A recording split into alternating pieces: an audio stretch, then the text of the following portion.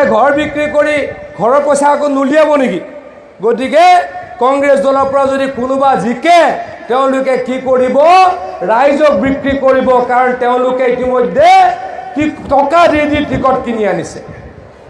টকা দি টিকট কিনি আনা মানুহক আপোনালোকে জিকাব নেকি কওক? টকা দি যিনে টিকট কিনি আনিছে আপোনালোকে ভোট দিব? তেওঁলোকে আপোনালোকৰ কাম কৰিব? মই আকৌ কৈছোঁ, ভালকৈ কথাটো অলপ চাওক। যি মানুহে 30 লাখ টকা দি টিকট কিনি আনিছে, যি মানুহে 20 লাখ টকা দি টিকট কিনি আনিছে, তেওঁলোক যদি জিকেও তেওঁলোকে প্ৰথম চিন্তা কি কৰিব কওকচোন? প্ৰথম চিন্তাটো কি কৰিব কোনোবা এজনে কওক? হা? নিজে সুদে মূলে পইচাটো ঘূৰাই ল'ব, হয়নে?